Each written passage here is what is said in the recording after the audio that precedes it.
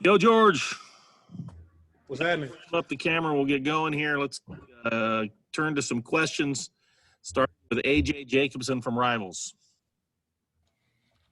George, I don't know if you knew this, but Pro Football Focus graded you out as excellent in both the pass and the run game this last game. Leaving that game, did you feel like you had a really good game? I mean, I never want to just say I had a great game. It's always room to improve as a player, as a teammate. I mean, I could say that I did pretty well from the other previous games, and I'm always looking to improve and always looking to take that next step in my game. So, yeah. Eric Skopel, 247 Sports. George, the offense had a tough second half. Tyler had a tough second half. What was the last couple of days like, and kind of what's Tyler's mood been like the last couple of days? And then how do you as a teammate kind of make sure his head's in the right spot? Tyler Head is always in the right spot. 12 is our leader. I mean, as everyone knows, we look for him for our energy. We look for him for everything. Tyler come to work. He's here early, taking care of his body, texting us in our offensive group chat, always keeping us encouraged, always showing, texting us, just letting us know, like, keep our heads up. I mean, he's the most positive guy in the room. He lights up a room. If it's a bad day, if it's he always bring that energy to where like, we're going to come to work today and he's going to give you his all. You know that Tyler's going to come and give you his all. Kevin Wade, 247 Sports. Hey, George. I know you were granted your 6th year of eligibility this year with the NCAA giving seniors the option to come back. Have you given any thought to another year? Yeah. Me and my family talked about it. I mean, right now I'm worried about the task at hand, and that's Washington. So when that time comes, me and my family will continue to discuss that. Matt Preem, 247 Sports. With the 2 losses in a row, is it a little easier to get past that and understand that you still can win the Pac-12 North, and that you can draw inspiration of knowing that you've lost twice, but you can still win a division title and play for the Pac-12 championship? Yeah. I mean, that's one thing I like about this team. We never dwell on the past. I mean, it's nothing we could do about the day that just happened. Shoot, I can't do nothing about the practice I just had. It's behind me now. So what I like about this team is we always encourage and we always looking to move forward.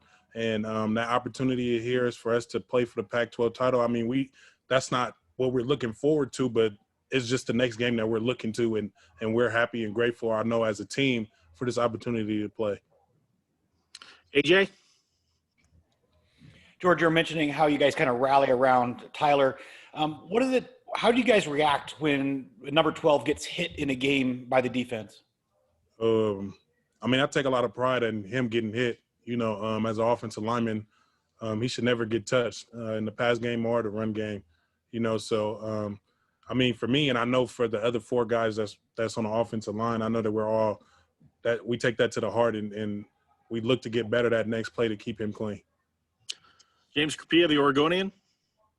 George, going up against the Pac-12's leader in sacks this week, you'll probably face him a good bit. What have you seen from 58? But not just him, Bowman as well, 58, 55. What makes Washington's edge guys so good? I mean, they hold defense as a whole is an amazing defense. 58 is a great player. 55 is a great player. They true freshman. He's a great player. I mean, they recruit great guys to come in and work. And, I mean, those guys work hard, and I'm excited for the challenge because, if you are a true competitor as a football player and as a young man, you want that challenge to be on your shoulders and for that opportunity to play. Max Torres, Scoop Duck. George, definitely a different year on the offensive line with you guys breaking in a bunch of new starters. Mario said he's still kind of working a little bit of a rotation, but some clarity now. What's it been like for you to kind of just get moved around a little bit and adjust to that newness this year? I mean, like Coach Mirabal says all the time, we do what we do in practice. So, I mean, the rotation and all that stuff, I mean, I do it so much in practice. It's not really nothing crazy in the game. It actually kind of slows down in the game because, we've walked through it. We've practiced it. We did rep after rep after rep. So, I mean, I don't want to say I'm used to it, but it comes with like just the repetition. I get more comfortable and more confident in that like rotation stuff. Eric. George's coach yesterday was saying that finishing games is critical for you guys. And obviously the last couple, you haven't done that. Offensively, some opportunities late to at least get a lead on Cal. How do you improve upon that? It seems like finishing games is kind of complicated, a lot of different factors, but what's kind of the key of ensuring that the game ends and you guys are on the right side of it? Finish practice. You got to go to practice and finish practice. You got to, like we do in practice, we put the fourth quarter, the four fingers up.